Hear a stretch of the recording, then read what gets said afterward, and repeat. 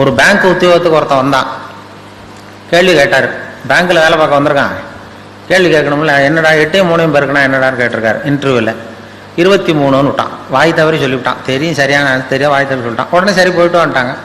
வெளியில் வந்து யோசிச்சான், ஆகா இது ஒரு சின்ன கேள்வி, 8யும் 3யும் பெருக்கணும் என்னன்னு கேட்டாங்க, நம்ம வாய் தவறி 23ன்னு சொல்லிட்டோம், இது நிச்சயமாக இந்த வேலை கிடைக்காது, பேங்க்கில் எப்படி வேலை கொடுப்பாங்க, ஏதோ தப்பாக போச்சுட்டு போயிட்டான். நமக்கு வேலை இல்லைன்ட்டு வீட்டுக்கு போனால் ஒரு 10 நாளில் அப்பாயின்மெண்ட் ஆர்டர் வந்துட்டுது, வேலைக்கு வந்து சேர்ந்துக்கிடான்னு.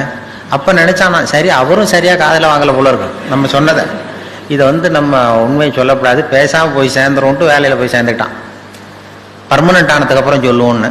வேலை பர்மனெண்ட் ஆச்சு. அப்புறம் ஒரு 2 மாதம் கழித்து அந்த மேனேஜர்கிட்ட போய் உட்காந்தான். சார், அன்னைக்கு இன்டர்வியூக்கு வந்த அன்னைக்கு என்ன ஒரு கேள்வி கேட்டீங்க, 8யும் 3யும் பெருக்குனா என்னென்னு, நான் வாய் தவறி 23ன்னு சொல்லிட்டேன், நீங்களும் அது சரியாக காதில் வாங்கலை, எனக்கே வேலை கொடுத்துட்டீங்க சார், ரொம்ப தேங்க்ஸ் அப்படின்ட்டுருக்கான். அப்போ அவர் சொன்னார், அப்படி இல்லைப்பா உட்கார் சொல்கிறேன், அன்னைக்கு இன்டர்வியூ நடந்த அன்னைக்கு உன்னையும் சேர்த்து மொத்தம் 294 பேர் வந்தீங்க இன்டர்வியூக்கு. நான் அந்த 294 பேர்கிட்டையும் இந்த கேள்வி கேட்டேன், 8யும் 3யும் பெருக்குனா என்னன்னு. நீ சொன்னது தான் நியரஸ்ட் கரெக்ட் ஆன்சர்.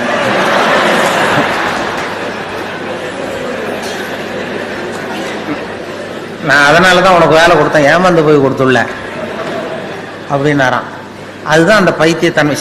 அதாவது வாழ்க்கையில் வந்து நிம்மதி வேணுங்கிறவங்களுக்கு நியரஸ்ட் கரெக்ட் ஆன்சர் பார்க்க தெரியணும். பர்ஃபெக்ஷன் பார்க்குறவங்களுக்கு நிம்மதி இருக்காது. அறிவியல்ல துல்லியம் முக்கியம், சயின்ஸ்ல எல்லாம் ரொம்ப துல்லியம் தான் வேணும். மற்ற அறிவியல் உலகத்தில் அதில் கிட்டத்தட்ட இப்போ ஒரு செவ்வாய் கிரகத்துக்கு அனுப்புகிற ராக்கெட்டு பரவாயில்ல பக்கத்து கிரகத்தில் போய் இறங்கிட்டுது அப்படின்னு போக முடியாது. அதில் துல்லியமாக இருக்கணும் அறிவியல்ல. சயின்ஸில் வாழ்க்கைங்கிற கலைக்கு இந்த நியரஸ்ட் கரெக்ட் ஆன்சர் தான் தேவை. பர்ஃபெக்ஷன்னு பார்த்து தான் நமக்கு மன இறுக்கம் வந்துடுது. பர்ஃபெக்ஷன் உலகத்தில் ஒன்றுமே கிடையாதான். நானே என் மனசில் ஒரு உருவத்தை வரைஞ்சிக்க வேண்டியது, நான் வரைஞ்சிக்கிற மனசுக்குள்ளே வச்சிருக்கிறேன் அதே மாதிரி எதிரில் இருக்கிறது இருக்கான்னு பார்க்குறேன். அப்படி இருந்ததுன்னா அது பர்ஃபெக்ட்னு ஒத்துக்கிறேன், இல்லைன்னா அது பர்ஃபெக்ட் இல்லைங்கிறேன். அதாவது கோளாறு நான் வரைகிற ஓவியத்தில் இருக்கு. எது இந்த உலகத்தில் எப்படி எப்படி இருக்கணுமோ அது அப்படி தான் இருக்குது. Accept people as they are, accept things as they ஆர்மாங்க. அதனால் வந்து நானாக உன்னை மனசில் வச்சுக்கிட்டு இது மாதிரி அது இல்லையேன்னு கவலைப்படுறேன் பாருங்க, இதெல்லாம் மன இறுக்கத்துக்கு காரணமாக போடுது. மன இறுக்கம், மன வருத்தம் இப்படி தாங்க. ஏன்னா உலகத்தில் அழகுங்கிறதுக்கே ஒரு சொல்லுவாங்க, அழகாய் இருக்கிற பொருளை நீ விரும்புவதில்லை, அழகாய் இருக்கிற பொருளை நீ விரும்புவதில்லை, நீ விரும்புகிற பொருள் அழகாய் இருக்கிறது. அதுதான் உண்மை. நாம் அந்த எதை விரும்புகிறோமோ அந்த பொருள் அழகாக இருக்குது, மேலே விருப்பம். அதனால் நீங்கள் நாம் விரும்புகிற பொருள் அழகாக இருக்கிறது அப்படின்னா, இந்த உலகம் பூரா அழகாக இருக்கணும்னா என்ன, நாம் இந்த உலகத்தை விரும்பணும்.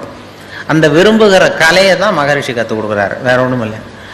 அந்த அப்படி பார்த்துட்டிங்கன்னா அந்த அளவுக்கு மனசை பக்குவப்படுத்திவிட்டா இந்த உலகம் பூரா உங்களுக்கு அழகாக இருக்கும். இந்த உலகம் வந்து ஒரு சொர்க்கமயமாக இருக்கும். அப்படி அந்த மனசை வந்து நாம் பக்குவப்படுத்த வேண்டிய நிலைமையில் இருக்கிறோம். அதுக்கு தான் அவர்கள் இந்த பயிற்சி இதெல்லாம் வந்து சொல்லி கொடுத்துக்கிட்டு இருக்கிறாங்க.